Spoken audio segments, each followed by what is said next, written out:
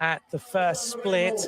Net Company INEOS are the fastest team there in 5 minutes 25. Now we're about to get started. The defending champion of the Tour de France with UAE Team XRG, the start of Tadej Pogačar and his assault on trying to win 5 Tours de France. They go now. The last team is on the road. In about 21 and a bit minutes, we'll know who's going to wear the yellow jersey. Very interesting that the only team that started from the right and not from the left of the ramp into the first corner. Obviously a decision they made for the shorter line, but it's funny that they saw that shorter line and none of the other teams went. And often you start from left to right, especially in Europe. Yeah. And they were the only team that thought it was quicker to go from right to left because it was a left-hand corner, so you don't close the line.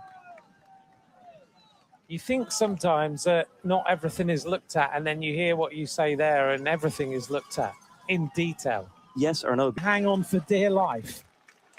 Already being distanced is Adam Yates of the team of UAE. He's done his work.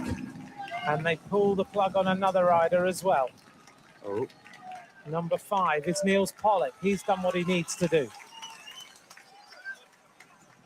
The team, though, because there's still a long way to go. They've gone through the first split with the 4th fastest time, 5 seconds down on the time of Net Company INEOS. Remember, they've got Del Toro in here as well. Del Toro's at the second split, ahead of Lidl Trek and Net Company. At the third split, Lidl Trek, Net Company and Red Bull Bora Hansgrohe. But we wait for the arrival of Visma at the third split at Passage de Santa Madrona. At some point in the race, they'll have to sort it out on the road. I don't know if he knew on day one that would be the case. Here come Piganzoli, Kuss and Jorgensen. UAE still looking cohesive, still looking very strong. They seem to be measuring their effort a little bit. 4th fastest at the first 2 splits.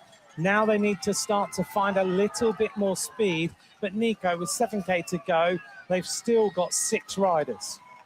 I said 6 riders. And also, again, talking about the tech and the aero, the only team that uses the bottles today. There was always talks about using even empty bottles to fill in that empty space with that could create. Unless you had this team big favorites. They were behind on time. Now we have 1 team left. Pogačar won't know. He won't probably be told. It's all about the process. It's all about delivering on this final rise. Can they put Pogačar ahead of Vingegaard on day number 1? This squad has still got 4 riders left. It's all going to be about this final climb. Has Pogačar got the answer to the Dane? The rivalry already starts. 3K to go coming up. Pogačar hasn't really done much of a turn. He's on the back, saving the left. Sorry, wish he could have done even more. The crowd. Power accelerates. They all look at each other. And now, this is where they need to pick up those 20 seconds that they had dropped. 3 kilometers, and it's doable. It is doable. They went through the 3rd split. 13 seconds down now. Pogačar has got 13 seconds to make up on Vingegaard by the finish line, and you're looking at 2 of the best climbers in the world, without a doubt. 2 of the best time trialists in the world. Del Toro round the corner with Pogačar on his wheel. Through that turn at 27k an hour. Now they accelerate. 2.8k to go, and they've got, what's that, 3 minutes to do it. It's a high-speed average air over 50 with that final climb. Okay, Pogačar taking his turn. This little drag there, it seems to hurt every single rider just before going onto that little descent. Pogačar now goes to the front. Del Toro kicks his way through as well. Ultimately, for UAE Team XRG, it's good for Del Toro and Pogačar to finish even together, because they can be real allies, can't they, in the weeks? I totally agree. And in this race, maybe Tadej will try and get a couple of seconds off him just to go for the line rather than be ahead of Del Toro. but it's important to keep that duo as close as possible. And we know that team has done that in the past with Yates, where they always try to keep Yates as close as possible to be able to play those cards in the mountains. 1.9 kilometers to go. The time to beat is 21 minutes and 47 seconds. Del Toro leads Pogačar into this fast left-hander.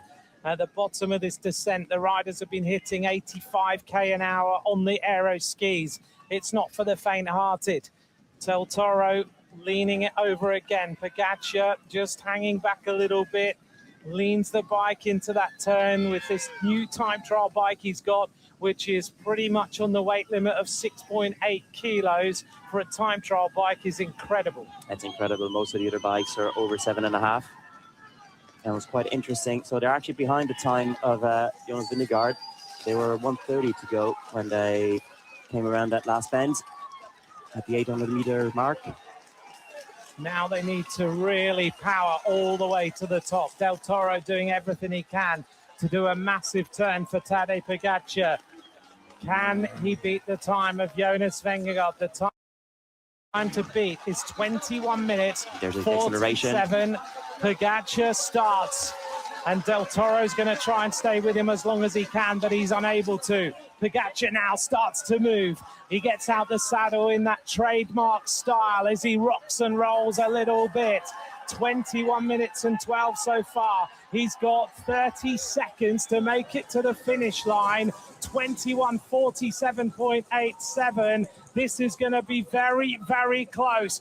Pogačar chasing the time of Jonas Vingegaard. Is it going to be the Dane? Is it going to be the Slovenian in the yellow jersey this evening here in Barcelona? Pogačar sprinting for all he is worth. He's running out of time. 6, 5, 4, 3, 2, 1. Vingegaard will be in yellow tonight. What is Pogačar got in answer? How many seconds is he going to lose to the Dane on day number 1? It's going to be somewhere around 10. Pogačar finishes 11 seconds down. Well, I think they did a pretty good job to be able to save the day when they were not a strong team on the flat compared to the other two teams. But what's incredible is the speed of Sexas, if you think about how things went between the top 3 teams, where they were way behind on the climbs, and it meant that he had to close even a bigger gap. Sexas loses to Pogačar 27 seconds on the day. But what a finish that was. All the way along the route,